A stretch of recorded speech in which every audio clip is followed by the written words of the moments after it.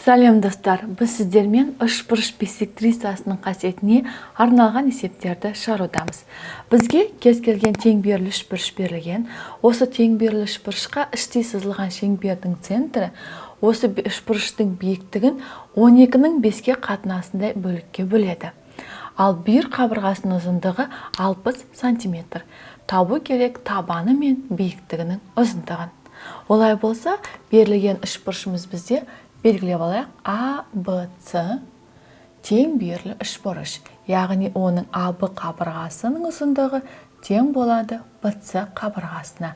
Сонда ABC үшбұрышымыз бізде тең бүйірлі үшбұрыш. Тең бүйірлі үшбұрыш. Және осы тең бүйірлі үшбұрышқа іштей шеңбер жүргізілген. Осы шеңбердің центрін O деп белгілесек, ал биіктігін VD. Осы шеңбердің центрі үшбұрыштың биіктігін 12-ның 5-ке қатынасындай бөлікке бөледі. Яғни VO-ның OD-ға қатынасы тең 12-ның 5-ке қатынасына. Ал бүйір қабырғасының ұзындығы, AB-ның ұзындығы тең 60 см-ге. Бізге табу керек AC, яғни үшбұрыштың табанының ұзындығы мен осы үшбұрыштың VD биіктігінің ұзындығы.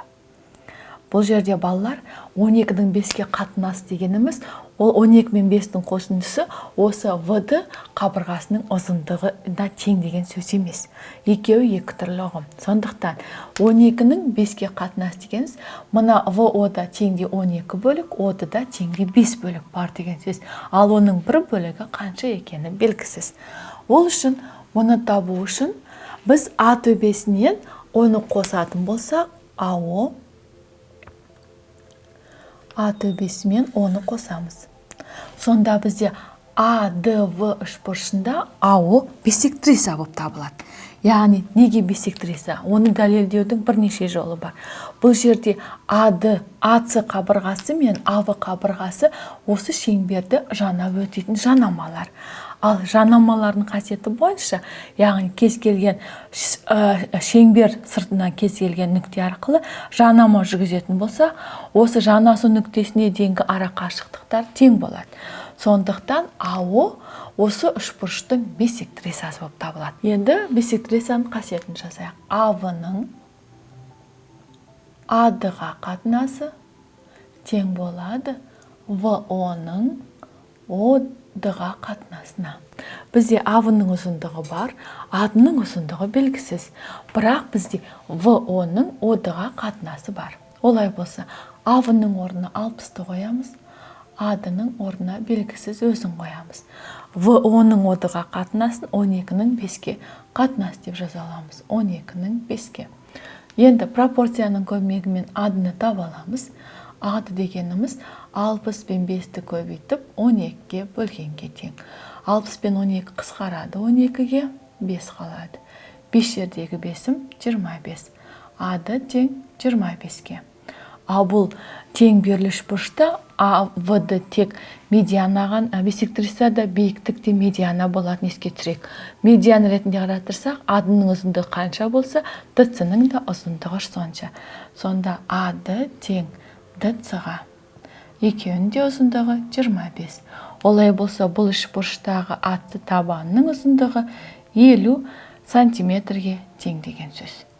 Енді біз үшбұрыштың табанын тауып алдық, енді биіктігі VD-ның ұзындығын табайық. Ол үшін тікбұрышты үшбұрышты қолданамыз. Пифагор теоремасымен белгісіз VD қабырғасының ұзындығын табамыз. Бұл жерде Пифагор теоремасы АД-ның квадратына қоссақ VD-ның квадратын тең болатын АВ-ның квадратына. Ал бізге керек VD-ның квадраты. Ол тең АВ квадраттан азайтамыз АД квадратты.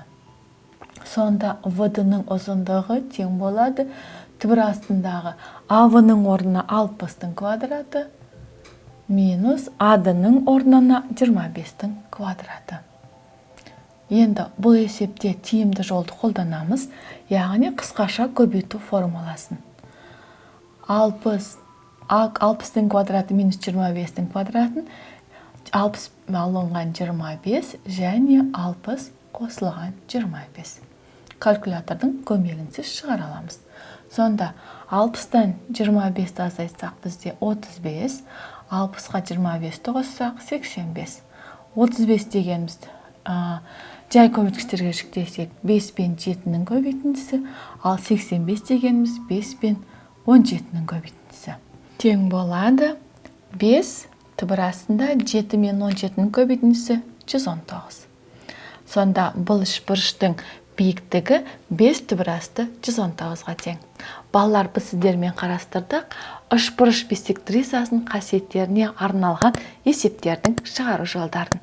Келесі кездескенше сау болыңдар.